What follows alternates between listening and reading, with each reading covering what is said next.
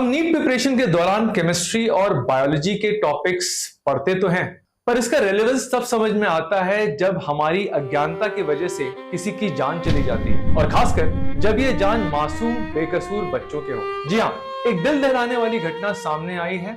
मध्य प्रदेश, राजस्थान और गुजरात में कोल्ड्रिफ्ट नाम का कफ सिरप पीने से 20 बच्चे जिनकी उम्र 5 साल से भी कम थी को जान से हाथ धोना पड़ा। शोध में यह सामने आया कि सिरप में 48.6% DEG था, जो अलाउड लिमिट 0.1% से 486 टाइम्स ज्यादा था।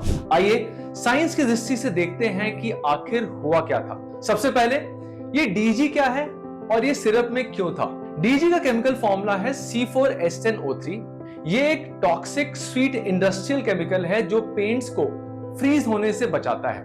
अब ये सस्ता होने की वजह से ये इसके safer alternative propene glycol PG which is C3H8O2 की जगह पे यूज होता है। ये PG मेडिसिन में सॉल्वेंट का काम करती है। Organic chemistry chapter 12 alcohol, phenols and ethers में ग्लाइकॉल्स का स्ट्रक्चर और प्रॉपर्टीज तो मेंशन है, पर इसकी टॉक्सिसिटी के बारे में कोई भी जिक्र नहीं है। तो यहाँ मेरा सविनय निवेदन है मिनिस्ट्री ऑफ HRD से कि NCERT जैसे वाइडली फॉलोड बुक्स में इन सब चीजों को जरूर इंक्लूड करें, ताकि स्कूल में ही हमें इसका ज्ञान हो जाए और ये ज्ञान डॉक्टरों तक ही सीमित ना रहे। तो इस केमिकल का बायोकेमिकल पाथवे क्या है और इससे क्या टॉक्सिक इफेक्ट्स होते हैं। देखिए, 5 से 10 ml सिरप कंज्यूम करने से ही DEG ब्लड स्ट्रीम में अब्सॉर्ब हो जाता है, क्योंकि ये वाटर सॉल्युबल सब्सटेंस है। अब लिवर के दो एंजाइम ADH और ALDH DEG को ऑक्सीडाइज करने में लग जाते हैं। तो जैसा कि हमने बुक्स में पढ़ा है,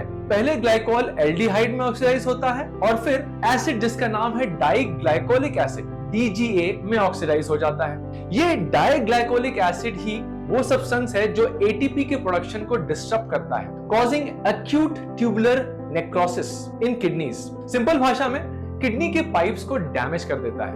इतना ही नहीं, DGA ऑक्सैलिक एसिड के क्रिस्टल्स को भी बनाता है, जिससे किडनी में ब्लॉकेज या यूं कहें एक्यूट किडनी इंजरी AKI हो जाता है, जिसके कारण हमारा यूरिन रुक जाता है और पेशेंट की कुछ ही घंटों या दिनों में इलेक्ट्रोलाइट इम्बैलेंस, सीजर, कोमा या मल्टी ऑर्गन फेलियर जैसे सिम्टम्स नजर आने लगते हैं। छोटे बच्चों का मेटाबॉलिज्म तो और भी फास्ट होता है और उनके डिटॉक्सिफिकेशन सिस्टम भी काफी इमेच्योर होते हैं, जिसके कारण उनमें ये सिम्टम्स और भी जल्दी दिखने लगता है और ये इनकी मौत का कारण भी बन जाता है। तो नीट के बच्चों से मेरा हाथ जोड़ के निवेदन है कि अपना नॉलेज बस मार्क्स के लिए नहीं, किसी की जान बचाने के लिए यूज कीजिए।